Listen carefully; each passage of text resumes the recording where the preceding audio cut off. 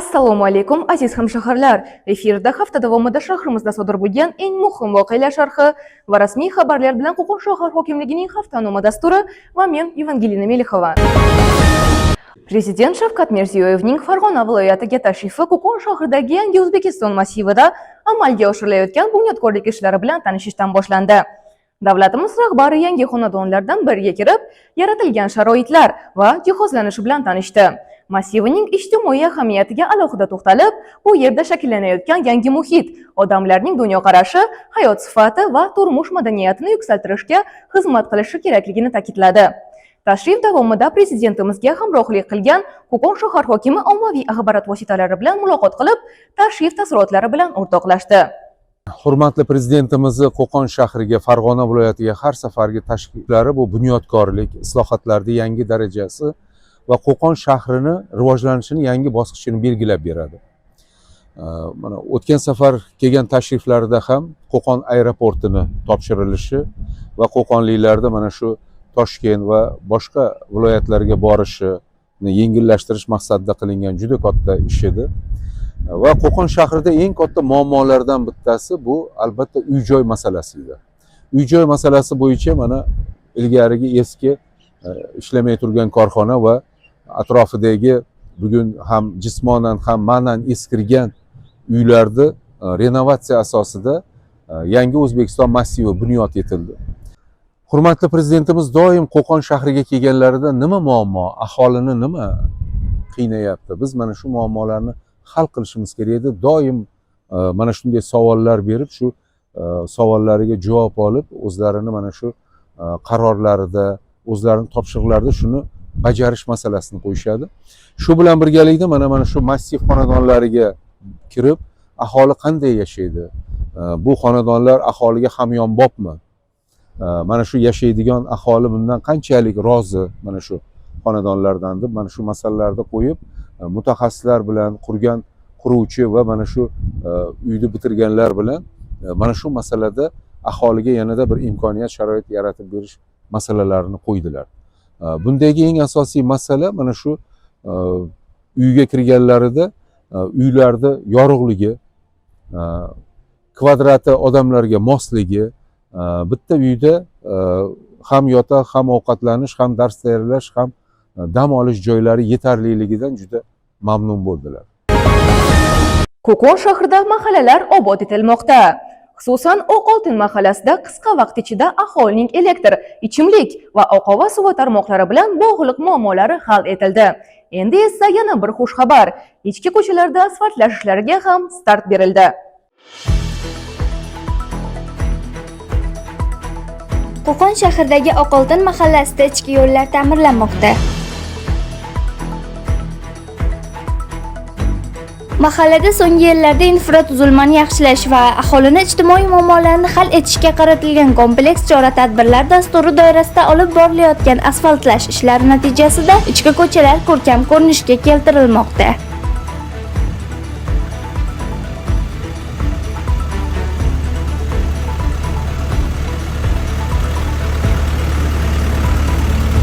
Muammolar endi asfalt yo'q edi, gaz yo'q edi, svet yo'q edi, svetimiz bor edi, endi rayondan, hozir endi shahardan kelyapti. Mana yaxshi ham dasturga tushdik, arizalar yozib, hokimimizga ming rahmat. Dasturga tushirdi, mana gaz ham keldi, svet, kanalizatsiya hamma yoq keldi. Mana oxirgi dasturda nimasi asfalt.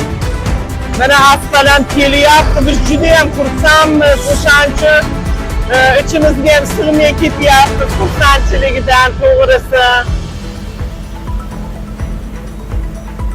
Yaqindagina mahallada kanalizatsiya, suv va elektr tarmoqlari yangilangan edi. Bugun 7 ta ko'chada 2,8 kilometrdan ziyod yo'llar ta'mirlanmoqda. Ushbu hududda istiqomat qiladigan aholi ko'tarinki kayfiyatda samimiy minnatdorchiligini bildirmoqda. Taraqqiyot qurilish fayz korxonasi tomonidan olib borilayotgan ishlarga jami 1,7 milliard so'm mablag' ajratilgan.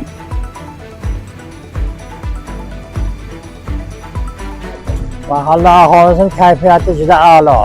Xudo xolasa mana Pirandoz ko'chamiz, Navkar ko'chadamiz, Oqoltin ko'chadamiz bo'lyapti.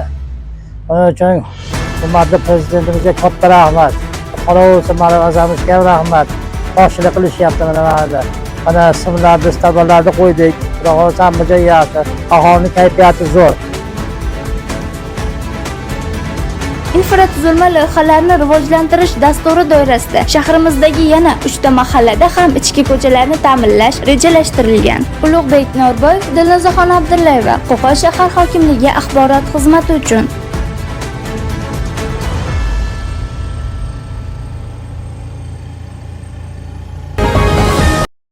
Mamlakatimizda davlatimiz rahbarining tashabbuslari bilan professional ta'lim darajasini xalqaro standartlar asosida tashkil etish va raqobatbardosh kadrlar tayyorlashga qaratilgan chuqur islohotlar amalga oshirilmoqda.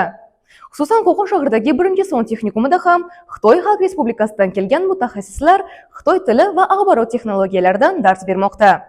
好，早上好 means good morning. Remember? 早上好 There is 2 words, but the 3 characters. Xitoy tili va axborot texnologiyalarini o'rganamiz. Qo'qon 1-sonli texnikumida Xitoy Xalq Respublikasining Shansi universiteti o'qituvchilari axborot texnologiyalari va Xitoy tilidan dars bermoqda.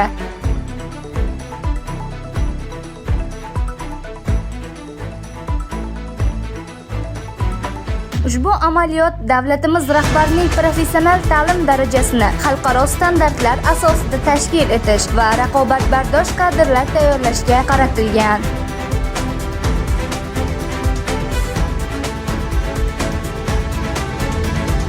Yoshlar kuni munosabati bilan tashkil etilgan ochiq eshiklar kuni doirasida texnikumga tashrif buyurgan maktab o'quvchilari bu yerda mavjud ta'lim yo'nalishlari, yaratilgan shart-sharoitlar va o'quv maskanining texnik ta'minoti bilan tanishdilar.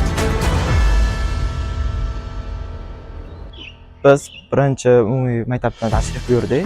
Bizda texnikumga o'tganib, ballar kelishdi. Ancha ma'lumotlar berishdi, yaxshi o'qish ekan, taklif beramiz. Nima haqida bitta gap ketdi? Bu yerda pravaga tayyorlashar ekan, yo'llanma berishar ekan. Vaqti esa 2 yil gibrid mashinalar o'rgatishar ekan. Elektr, svarishchilik, har xil yo'nalishlar bor ekan. Hammasini o'rgatishar ekan, IT sohasi. Hammasini o'rgatishar ekan shu yerda. Keyin nimalar, neft qazib olishni o'rgatishdi. O'ylaganimizdan ancha yaxshiroq ekan. Hamma kelishni kutib qolamiz, taklif qilamiz. Eslatib o'tamiz, davlatimiz rahbarining tashabbuslari bilan har payshanba kuni barcha mutasaddilar yoshlarning ijtimoiy muammolarini hal etishi va takliflarini o'rganishi belgilangan. Qo'qon shahrida ham yoshlar kunida barcha idora tashkilotlarda yoshlar mavzusi kun tartibida bo'lib, muammo masalalari yechim topmoqda. Ulug'bek Norboyev, Dilnozaxon Abdullayeva, Qo'qon shahar hokimligi axborot xizmati uchun.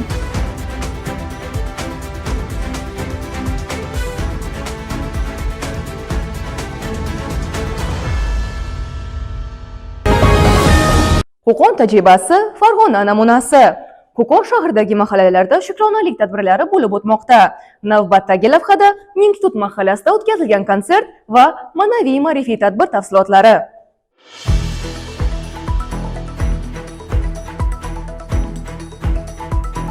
Qo'qon shahridagi mahallalarda shukronalik tadbirlari bo'lib o'tmoqda. Qo'qon tajribasi, Farg'ona namunasi shiori ostida o'tkazilayotgan tadbirlar jamiyatimizda hamjihatlikni mustahkamlash, aholi o'rtasida ijtimoiy faollikni oshirish kabi ezgu maqsadlarga xizmat qilmoqda. Bugungi kunda yurtboshimiz amalga oshirgan islohotlari juda ham tahsinga sazovor. Oddiy misol, o'zim misolimda aytadigan bo'lsam, mana shu 9-umumiy o'rta ta'lim maktabida oddiy o'qituvchi bo'lib ishlaganman. Oliy toifali o'qituvchi bo'lganman. Hozirgi kunda yurtboshimiz amalga oshirgan islohotlari juda ham ko'p barcha o'qituvchilarga berilyapti imkoniyatlar. Biz bu imkoniyatlardan oqilona foydalanishga harakat qilyapmiz. Bugungi kunda mana shu Qo'qon shahriga tashriflar davomida juda ham ko'p ustuvor vazifalarni belgilab ketdilar.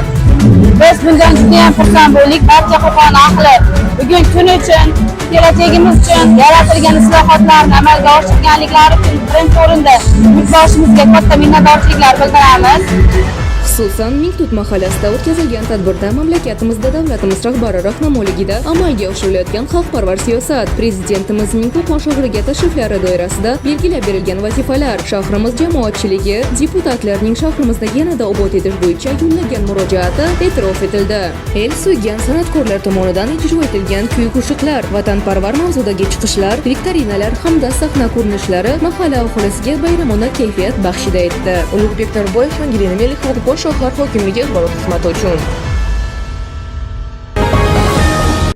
El suygan san'atkorlar, ijodkorlar va olimlar Qo'qon shahrida ijtimoiy muhofazaga muhtoj fuqarolardan xabar oldilar. Shikorbegi va Muqimiy mahallasida istiqomat qiladigan aholi xonadonlariga tashriflar davomida xalqimiz ardog'ida bo'lgan aktyor va aktrisalar, xonandalar aholi bilan muloqotda bo'lib, mamlakatimizda davlatimiz rahbarining rahnamoligida amalga oshirilayotgan xalqparvar siyosat, shukronalik va mustaqillik ne'matlari xususida fikr yuritdilar. Har bir qalbni mehr, muruvvat va e'tibor bilan yoritamiz. El suygan san'atkorlar, ijodkorlar va olimlar Qo'qon shahrida ijtimoiy muhofazaga muhtoj fuqarolardan xabar olib, e'tibor ko'rsatdilar. Kutilmagan nima bo'ldi? Katta rahmat sizlarga. Avvalo mahallamizga, yurtimizga, prezidentimizga rahmat. Shunchalik sharoitlarni yaratib, sizlarni mana xonadonimizga tashrif yurishlaringizni nima qildilar? Rahmat katta. Xususan Shikorbegi va Muqimiy mahallasida istiqomat qiladigan aholi xonadonlariga tashriflar davomida xalqimiz ardog'ida bo'lgan aktyor va aktrisalar, xonandalar aholi bilan muloqotda bo'lib, mamlakatimizda davlatimiz rahbarining rahnamoligida amalga oshirilayotgan xalqparvar siyosat, shukronalik va mustaqillik ne'matlari xususida fikr yuritdilar. Safimizda Matyoqub Matchonovdek, Gavhar Zokirovadek, Ifonali Salimovdek, Gulbahor Erqulovadek, Adolatxon Ismoilovadek manaman degan san'atkorlarimiz bilan birgamiz. Aziz prezidentimizni farg'onaliklar haqidagi samimiy so'zlari, Farg'onada olib borilayotgan islohotlar haqidagi bir yorqin fikrlari, tahlillari butun respublikada boshlangan mustaqillik to'yini Qo'qondan boshlab, ya'ni Qo'qonni eng chiroyli mahallalari, obod guzarlari va samimiy insonlari bilan yuzlashmoq, diydorlashmoq uchun Qo'qonga keldik. Muloqot chog'ida bunday insonlarni o'z xonadonida ko'rishdan baxtiyor fuqarolarning ko'ngli ko'tarilib, yurtboshimizga tinch, osoyishta va farovon hayotimiz uchun samimiy tilaklar bildirilib, duolar qilindi. Mustaqillik to'yi shiori ostida o'tkazilayotgan tadbirlar doirasida Qo'qon shahrida aholi xonadonlariga tashriflar qatorida konsert va tomoshalar, fuqarolar bilan ochiq muloqotlar ham o'tkazilishi rejalashtirilgan. Ulug'bek Norboyev, Zebo Mirzayeva, Qo'qon shahar hokimligi axborot xizmati uchun. Qo'qon shahrida Qo'qon tajribasi Farg'ona namunasi shiori ostida o'tkazilayotgan ma'naviy-ma'rifiy, badiiy tadbirlar va fuqarolar bilan bo'lib o'tayotgan muloqotlarda keng aholi qatlamlari, turli yoshdagi hamshaharlarimiz ishtirok etmoqdalar.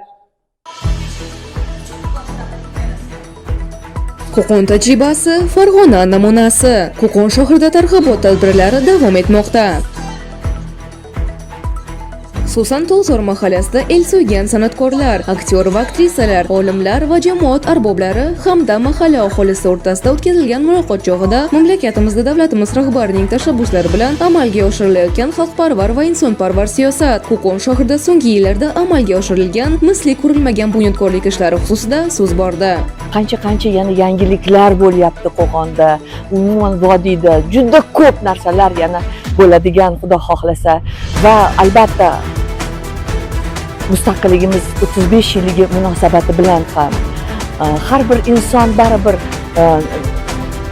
35 yil davomida juda katta o'zgarishlar bo'ldi. Bundoq qarasak, odam oson deb tuyuladi-yu, lekin o'sha prezidentimiz siyosati qilayotgan ishlari juda ham katta va butun dunyo lol qilayotgan ishlardan. Qachon uxlaydilar, qachon dam oladilar, tinib bilmasdan 10 yildan ortiq prezidentimiz harakatda va biz mana shu butun O'zbekiston bo'ylab yurib qancha o'zgarishlarni guvohi bo'lyapmiz. Tadbirga Qo'qon shahar hokimi ham tashrif buyurib, ma'naviyat targ'ibot karvoni ishtirokchilariga Qo'qon shahrida yuksak saviyada tashkil etilgan tadbirlar uchun samimiy minnatdorchilik izhor etdi. Ma'rufjon Usmonov prezidentimizning Qo'qon shahriga qilgan tashrifi va belgilab berilgan vazifalarga ham to'xtalib o'tib, shahrimiz aholisini bunyodkorlik ishlarida faol ishtirok etishga chaqirdi. Qo'ni-qo'shnilar, mahalladoshlar birga chiqib, masalan, madaniy hordiq chiqardik, ancha bu kelgan Toshkentdan kelgan taniqli san'at ustalari, san'atkorlar bizni ancha kayfiyatimizni ko'tarishdi, bayramona kayfiyatda o'tirdik. Muloqot so'ngida uchrashuvda faol bo'lgan mahalla fuqarolari va yoshlar e'tirof etilib, Qo'qon shahar hokimining tashakkurnomalari va Respublika Ma'naviyat va ma'rifat markazining esdalik sovg'alari bilan taqdirlandilar. Ulug'bek Norboyev, Angelina Melixova, Qo'qon shahar hokimligi axborot xizmati uchun.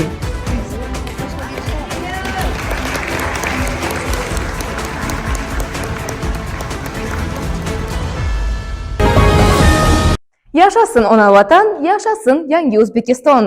Sharqiy harbiy okrug harbiy orkestri Qo'qon shahridagi mahallalarga tashrif buyurmoqda. Xususan, Shukurbegi mahallasida bo'lib o'tgan namoyishlar vatanparvar tuyg'ularni uyg'otib, aholiga ko'tarinki kayfiyat baxshida etdi.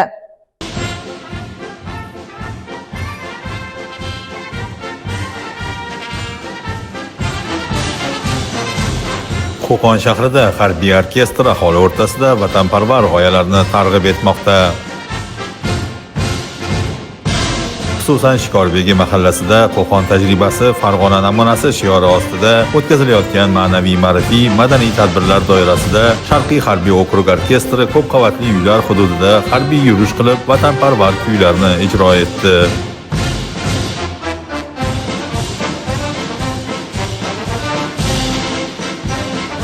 Bunday tomoshalarni avval ko'rmagan aholi va ayniqsa bolajonlarning quvonchini ifodalashga so'z ojiz. Xalqimiz qalbida vatanparvar tuyg'ular jo'sh urib, mahalla aholisi harbiy orkestr bilan birgalikda yurish qildi. Ayni paytda Shukurbegi va muhimiy mahallalarda respublika ishchi guruhi ish olib bormoqda va davlatimiz rahbarining topshiriqlariga asosan ushbu hududlar yanada ko'rkam ko'rinishga keltirilmoqda. Bu sizlarga yetkazmoqchi bo'lgan barcha xabar va lavhalarimiz edi. Oldinda sizni ob-havo ma'lumoti kutmoqda. Ijtimoiy tarmoqlardagi sahifalarimizga obuna bo'lishni unutmang. Xayr, salomat bo'ling.